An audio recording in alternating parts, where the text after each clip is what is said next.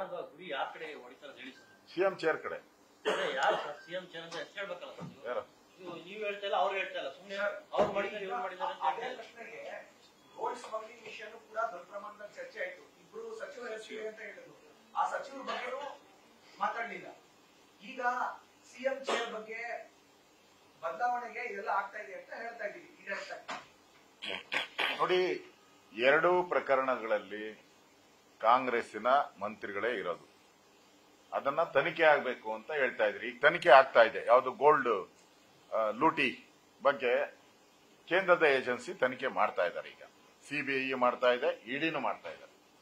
ಅವರು ಅದನ್ನ ಯಾರು ಅನ್ನೋದನ್ನ ಹೇಳ್ಬೇಕಾಗಿರುವಂತ ಅಧಿಕಾರ ಇರೋದು ಕೇಂದ್ರದ ಏಜೆನ್ಸಿಗೆ. ಅದಕ್ಕೆ ಕಾಯ್ತಾ ಇದ್ದೀವಿ ನಾವು. ಆ ಕೇಂದ್ರದ ಏಜೆನ್ಸಿ ಯಾರು ಅಂತ ಹೇಳ್ತಾರೆ, ಕಾಯ್ತಾ ಇದ್ದೀವಿ. ಆದ್ರೆ ಇದನ್ನ ಇನ್ನೂ ತನಿಖೆಗೆ ಕೊಟ್ಟಿಲ್ಲ. ನಾವು ಯಾಕೆ ಧರಣಿ ಮಾಡಿದ್ರಿ, ಈ 18 ಜನ ಯಾಕೆ ಸಸ್ಪೆಂಡ್ ಮಾಡಿದ್ರು ಅಂದ್ರೆ, ಮುಖ್ಯಮಂತ್ರಿಗಳು ನಾವು ಇಂಥದ್ರಿಂದ ತನಿಖೆ ಮಾಡ್ತೀನಿ ಅಂತ ಹೇಳಿದ್ರೆ ನಾವು ಹೋರಾಟ ಮಾಡ್ತಾನೆ ಇರ್ಲಿಲ್ಲ. ಅವ್ರು ಏನು ಹೇಳಲೇ ಇಲ್ಲ. ತನಿಖೆ ಮಾಡ್ತೀರಿ ಅಂದ್ರು. ಯಾವ ತನಿಖೆ? ಸಿಬಿಐ ತನಿಖೆ ಮಾಡ್ತೀರಾ ಅಥವಾ SIT ರಚನೆ ಮಾಡ್ತೀರಾ? ಜುಡಿಷಿಯಲ್ ನಾವು ಕೇಳಿದ್ರಿ, ಹೈಕೋರ್ಟಿನ ಸಿಟ್ಟಿಂಗ್ ಜಡ್ಜ್, ಯಾಕಂದ್ರೆ ಇದರಲ್ಲಿ ನ್ಯಾಯಾಧೀಶರ ಹೆಸರು ಹೇಳಿದ್ದಾರೆ. ಈಗ ಬಾರ್ ಕೌನ್ಸಿಲ್ ಅದನ್ನು ತಗೊಂಡಿದ್ದಾರೆ.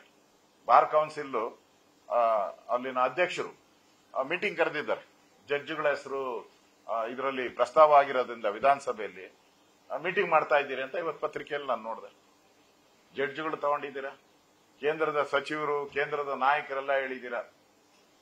ಇಷ್ಟೆಲ್ಲ ದೊಡ್ಡ ಮಟ್ಟದಲ್ಲಿ ಇರಬೇಕಾದ್ರೆ ನೀವು ಯಾವ ತನಿಖೆ ಅಂತ ಹೇಳ್ಬೇಕಾಯ್ತಲ್ಲ. ನೀವು ಹೇಳಿಲ್ಲ ಅಂದಿದ್ಕೆ ನಾವು ಹೋರಾಟ ಮಾಡಿದ್ದೀರಿ, ಧರಣಿ ಮಾಡಿದಿರಿ. ಇದಕ್ಕಿಂತ ದೊಡ್ಡ ಹೋರಾಟ ಮಾಡಕ್ ಸಾಧ್ಯನೇ ಇಲ್ಲ. ವಿಧಾನಸಭೆಯಲ್ಲಿ 18 ಜನ ನಮ್ ಸಸ್ಪೆಂಡ್ ಆಗಿ ದೊಡ್ಡ ಹೋರಾಟ ಮಾಡಿದಿರಿ ಅಂತ ಇದಕ್ಕಿಂತ ದೊಡ್ಡ ಹೋರಾಟ ಮಾಡಕ್ ಸಾಧ್ಯನೇ ಇಲ್ಲ. ಅಷ್ಟು ದೊಡ್ಡ ಹೋರಾಟವನ್ನ ನಾವು ಮಾಡಿದೀವಿ.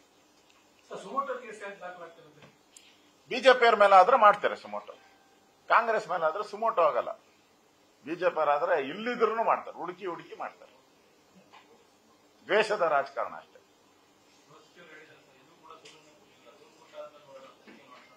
ಇದೆಲ್ಲ ಮ್ಯಾಚ್ ಫಿಕ್ಸಿಂಗ್. ಅವರವರ ಇಂಟರ್ನಲ್.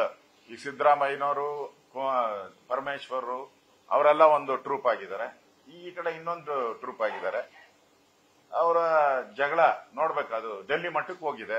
ಖರ್ಗೆ ಅವರೇ ಸ್ವತಃ ಬಂದು ಮುಖ್ಯಮಂತ್ರಿಗೆ ಏನೇನು ಸಲಹೆ ಕೊಟ್ಟಿದ್ದಾರೆ ಅಂತ ಇಲ್ಲ ಖರ್ಗೆ ಅವರು ಹೇಳಬೇಕು, ಇಲ್ಲ ಮುಖ್ಯಮಂತ್ರಿಗಳು ಬಹಿರಂಗ ಪಡಿಸ್ಬೇಕು. ನಾನು ತಮ್ಮ ಮೂಲಕ ಆಗ್ರಹ ಮಾಡ್ತಾ ಇದ್ದೀನಿ, ಇಲ್ಲ ಖರ್ಗೆ ಅವರಾಗ್ಲಿ ಇಲ್ಲ ಮುಖ್ಯಮಂತ್ರಿಗಳಾಗ್ಲಿ ಬಹಿರಂಗ ಪಡಿಸಬೇಕು ಅಂತ ಆಗ್ರಹ ಮಾಡ್ತಾ ಇದ್ದೀನಿ. ದತ್ತಾತ್ರೇಯ ಹೊಸಬಾಳೆ ಅವರು ಹೇಳಿದ್ದಾರೆ, ಈ ರಿಸರ್ವೇಶನ್ ಆನ್ ಮುಸ್ಲಿಂ ರಿಲಿಜಿಯಸ್ ಅನ್ಕಾನ್ಸ್ಟಿಟ್ಯೂಷನ್ ಇಲ್ಲ ಅಂತ ಹೇಳಿದ್ದಾರೆ ಪ್ರೆಸ್ ಕಾನ್ಫರೆನ್ಸ್. ಈಗ ಈ ವಿಷಯ ಮತ್ತೆ ಬರ್ತಾ ಇಲ್ಲ. How do you say this? Muslim reservation religious basis ಕೊಡಕ್ ಬರೋದಿಲ್ಲ, ಇದು ಅನ್ಕಾನ್ಸ್ಟಿಟ್ಯೂಷನ್ ಅಂತ ಹೇಳಿದ್ದಾರೆ. ನಾವು ಅದನ್ನೇ ಹೇಳಿದ್ದೇವೆ. It is unconstitutional.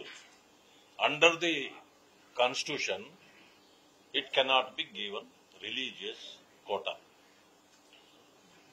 ಅವರು ಅದನ್ನೇ ಹೇಳಿದ್ದಾರೆ. ಆದ್ರೆ ಕಾಂಗ್ರೆಸ್ಗೆ ಕಾನ್ಸ್ಟಿಟ್ಯೂಷನ್ ಬಗ್ಗೆ ಜ್ಞಾನ ಇಲ್ವಾ, ಅರಿವಿಲ್ವಾ, ಇದು ಪ್ರಶ್ನೆ ಬರ್ತದೆ. ಇವತ್ತು ಮಾನ್ಯ DK ಶಿವಕುಮಾರ್ ಅವರು ಕೂಡ ಹೇಳಿದ್ದಾರೆ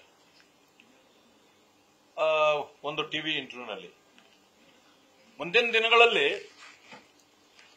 ಮುಸ್ಲಿಂ ರಿಸರ್ವೇಶನ್ ಕೊಡುವಂತ ಪರಿಸ್ಥಿತಿ ಈಗ ಬಂದ್ರೆ ಕಾನ್ಸ್ಟಿಟ್ಯೂಷನ್ ನ ಬದಲಾವಣೆ ಮಾಡಿಯೂ ಕೊಡ್ತೀವಿ ಅಂತ ಅನ್ನೋ ಮಾತನ್ನ ಇವತ್ತು ಅವರು ಪ್ರಸ್ತಾಪ ಮಾಡಿದ್ದಾರೆ. ಅಂದಮೇಲೆ ಅಂಡರ್ ದಿ ಕಾನ್ಸ್ಟಿಟ್ಯೂಷನ್ ಇದನ್ನು ಕೊಡಕ್ ಬರಲ್ಲ ಅಂತ ಹೇಳಿ ಅವ್ರಿಗೆ ಸ್ವಲ್ಪ ಜ್ಞಾನ ಇದೆ ಅಂತ ಅನ್ಸುತ್ತೆ ಇಲ್ಲಿ. ಆದ್ರೂ ಕೂಡ ಯಾಕೆ ಈ ರೀತಿ ಮಾಡ್ತಿದ್ದಾರೆ ಅಂದ್ರೆ, ಮುಸಲ್ಮಾನರನ್ನ ದಾರಿ ತಪ್ಪಿಸಿ ನಾವು ಕೊಟ್ಟಂಗೆ ಮಾಡಬೇಕು, ಅದವ್ರಿಗೆ ದಕ್ಕಬಾರದು, ಆದ್ರೆ ವೋಟ್ ಬ್ಯಾಂಕ್ ಇಂಟ್ಯಾಕ್ಟ್ ಆಗಿ ನಮ್ಮ ಜೊತೆಯಲ್ಲಿರ್ಬೇಕು ಅನ್ನೋ ಉದ್ದೇಶನ ಇದು. ನಮ್ಮಲ್ಲಿ ಯಾರಾದ್ರೂ ಸಂವಿಧಾನ ಬದಲಾವಣೆ ಮಾಡ್ತೀವಿ ಅಂದವ್ರಿಗೆ ನಾವು ಟಿಕೆಟೇ ಕೊಟ್ಟಿಲ್ಲ. ಇವತ್ತು ಕ್ರಮ ಜರುಗಿಸ್ತದ ಅವ್ರ ಮೇಲೆ ಸಂವಿಧಾನ ಬದಲಾವಣೆ ಮಾಡ್ತೀವಿ ಅಂತೇಳಿ DK ಶಿವಕುಮಾರ್ ಹೇಳಿದಾರಲ್ಲ, ಈಗ ಅವ್ರ ರಾಜೀನಾಮೆ ಕೇಳ್ತೀರಾ? ಅದೇ ಅರ್ಧಾಡ್ತಿದ್ಯಲ್ಲಪ್ಪ. ಸೋಷಿಯಲ್ ಮೀಡಿಯಾಗಳಲ್ಲಿ ಹರಿದಾಡ್ತಿದೆ. ಡಿ ಕೆ ಶಿವಕುಮಾರ್ ಹೇಳಿದ್ರು. ಹೌದು, ಚಾನಲ್ ಎಲ್ಲ ಇದೆಯಲ್ಲ, ಎಲ್ಲ ಕಡೆ ಹರಿದಾಡ್ತಿದೆ. ಎರಡು ಹಾಕಿ ತೋರಿಸ್ಬಿಡಿ. ಅಲ್ಲ ಹೋಗ್ಲಿ, ನೀವು ಆ ಚಾನಲ್ ನಲ್ಲಿ ಅವ್ರು ಮಾತಾಡಿರೋದನ್ನು ಕೇಳಿಸ್ಕೊಳ್ಳಿ. ಇದೆಂಗಿದೆ ಅಂತಂದ್ರೆ ಮಾಡಿದಾರಂತೆ ಹಾ. ನಮ್ಮ ರಾಷ್ಟ್ರದ ಇದನ್ನ ನಾವು ತಿದ್ದಿದೀವ ಚಾನಲ್ ಅಲ್ಲಿ ಹೋಗಿ. ಒಂದೇ ನಿಮಿಷ, ಈ ನಾರಾಯಣ ಸ್ವಾಮಿ ಅವರು ಹೇಳಿರೋದ್ರ ಬಗ್ಗೆ ಮೀಸಲಾತಿ 4%. ಸಲಹಾ ಸಮಿತಿಯು ತನ್ನ 1948 ಫೆಬ್ರವರಿ 24ನೇ ತಾರೀಕಿನ ಸಭೆಯಲ್ಲಿ ಒಂದು ವಿಶಿಷ್ಟ ಉಪಸಮಿತಿಯನ್ನ ನನ್ನ ಅಧ್ಯಕ್ಷತೆಯಲ್ಲಿ ರಚಿಸಿತ್ತು ಮತ್ತು ಗೌರವಾನ್ವಿತ Pandit Jawaharlal Nehru, doctor Rajendra Prasad, KM Munshi, doctor BR Ambedkar ಇವರೆಲ್ಲ ಸದಸ್ಯರಾಗಿದ್ರು. ಅದರಲ್ಲಿ ಹೇಳ್ತಾರೆ, ಯಾರು ತಾಜ್ ಮಹಲ್ ಹುಸೇನ್ ಅವರು ಹೇಳ್ತಾರೆ, ನಾವು ಮೊದಲಿಗೆ ಭಾರತೀಯರು, ಕೊನೆಗೂ ಭಾರತೀಯರು. ನಮಗೆ ಬೇರೆ ದೇಶವೂ ಗೊತ್ತಿಲ್ಲ, ಬೇರೆ ರಾಷ್ಟ್ರವೂ ಗೊತ್ತಿಲ್ಲ. ನಾವೆಲ್ಲರೂ ಭಾರತೀಯರಾಗಿದ್ದೇವೆ, ನಾವೆಲ್ಲರೂ ಭಾರತೀಯರಾಗೇ ಉಳಿಯುತ್ತೇವೆ ಅನ್ನೋದ್ರ ಬಗ್ಗೆ ಹೇಳಿದ್ದಾರೆ ಅವರು. ಅಂದ್ರೆ ಈ ರಿಸರ್ವೇಶನ್, ಮುಸ್ಲಿಮರ ಏನ್ ರಿಸರ್ವೇಶನ್ ಇದೆ ಅದನ್ನ ವಿರೋಧ ಮಾಡಿದ್ದಾರೆ. ಅವತ್ತು ಕೊಡಬಾರದು, ನಾವು ಒಟ್ಟಾಗಿರೋದನ್ನ ಹೊಡಿತಾ ಇದ್ದೀರಾ ಅನ್ನೋದು ಈ ಒಂದು ಸಮಿತಿಯ ಸಭೆಯಲ್ಲಿ ಈ ನಡವಳಿಕೆಗಳ ಪುಸ್ತಕ ಇದು. ಭಾರತದ ಸಂವಿಧಾನದ ಸಭೆಯ ನಡವಳಿಕೆಗಳ ಪುಸ್ತಕ ಇದು, ಕನ್ನಡ ಅವತರಣಿಕೆ. ಇದರಲ್ಲಿ ಪೇಜು ಹೇಳ್ತೀನಿ, ಓದ್ಕೊಳ್ಳಿ ಬೇಕಾದ್ರೆ ನೀವು ಪೇಜು, ಯಾಕಂದ್ರೆ ಇದರಲ್ಲಿ ಇದೆ ಪೇಜ್ಗಳು. 603ನೇ ಪೇಜ್ ಅಲ್ಲಿಂದ ಇದೆ. ಎಲ್ಲ ನಡವಳಿಕೆಗಳು ಇದೆ, ಯಾರ್ಯಾರು ಏನೇನು ಹೇಳಿದ್ದಾರೆ ಅದೆಲ್ಲ ಎಲ್ಲದ ಇದರಲ್ಲೂ ಹೇಳಿದ್ದಾರೆ.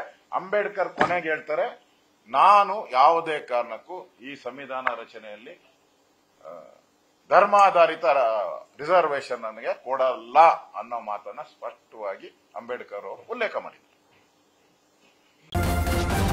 ನ್ಯೂಸ್ ಫಸ್ಟ್, ನಿರ್ಭೀತಿಯಿಂದ ನಿಮ್ಮ ಪರವಾಗಿ.